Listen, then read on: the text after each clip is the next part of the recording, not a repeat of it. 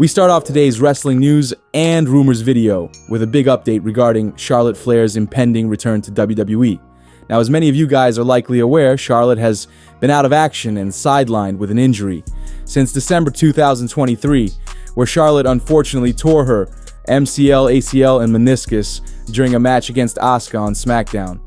Things have been pretty quiet regarding Charlotte's status with WWE for months, but the rumors have been picking up steam recently that Flair could be getting close to making a massive comeback in WWE. And just the other day, Flair teased fans with a video she posted on social media, showing a diamond being carved out of a block of ice with Charlotte's name and logo featured on the diamond, which most fans, not surprisingly, believe is Flair's way of suggesting her WWE return is coming very soon. Now, in all honesty, it's pretty unlikely that Charlotte Flair returns before the end of 2024, as one of our sources has reported that Flair will be coming back as one of the surprise returns for the 2025 Women's Royal Rumble match on February 1st, and that timeline would make sense given the recovery time that's needed for the injuries that Charlotte sustained last year, and certainly Triple H and WWE would not want to rush Flair's return after such a devastating setback. Regardless, Charlotte's return is certainly on the horizon, and let us know down in the comments section below if you guys are excited that the Queen will be returning in the very near future. There will reportedly be a major change to the plans WWE have in place for the OTC Roman Reigns next year in 2025, and it will likely come as good news to some fans, but bad news for fans of Friday Night SmackDown. Now, Roman Reigns has been a mainstay on the Blue brand for the past couple of years, but if a new Backstage report proves to be true, due to the fact that Monday Night Raw is moving to Netflix this coming January and SmackDown moving back to the USA Network, there is now speculation that Roman Reigns will be featured a lot more on Monday Night Raw moving forward, which could mean fewer appearances from the OTC on SmackDown, with one of our sources, WrestleVotes, reporting the following, quote, "We are told the plans as of now. We'll see Roman Reigns featured on Monday Night Raw and Netflix more so than SmackDown for at least the beginning part of the calendar year. We don't have confirmation on any official roster move. However, there are plans for WWE's biggest Raw to be a part of Raw on Netflix, much past episode number 1. WrestleVotes continued by revealing that Netflix are well aware of Roman's star power and basically want him featured on the show. Quote, "Okay, so a source added that Netflix knows exactly what Roman Reigns brings to the table as far as viewership and credibility, and they are all for it. So Roman Reigns will be a key part of Monday Night Raw past episode number 1 throughout the Royal Rumble, and I would imagine all throughout the WrestleMania season." The end of 2024 will truly mark the end of an era in WWE, more specifically the WWE Network era. Now, the WWE Network has already been a thing of the past in the United States in favor of Peacock, but the WWE Network was still going in countries such as the United Kingdom, but that's all about to change in January 2025, when content will be moved over to Netflix, as this week WWE Network users received the following message, quote, "On January 1st, 2025, WWE Network will no longer be available in your area. After January 1st, Netflix will be the new exclusive home of WWE.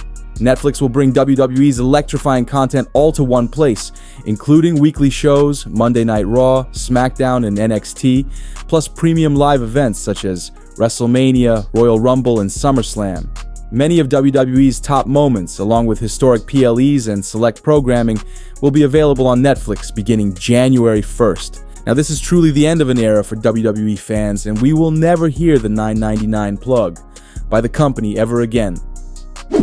Triple H was recently a guest on the Greg and the Morning Buzz podcast, and there's a clip from this interview that's definitely going pretty viral in the wrestling community, where Hunter basically said that if WWE ever became about what he wanted, the show would die, essentially.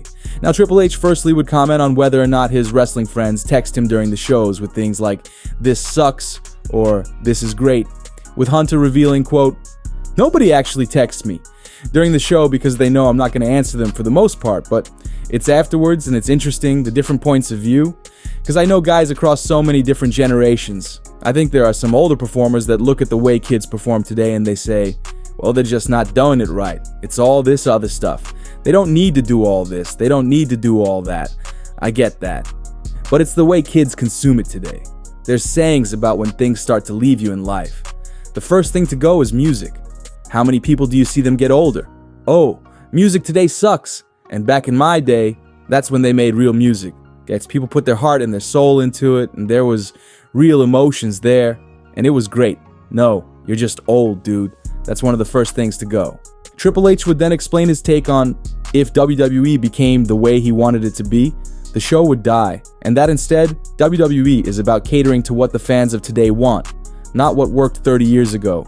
Quote, because yeah, the stuff was great in your generation, and you learned it a certain way, but the kids today learned it a different way, and what they see and what they think is cool, he said. That's what you need to give them. I can't control that. I learned this 30 years the hard way. It in no way, shape, or form is about what I want. It's about what they want. If it becomes about what I want, the show will die.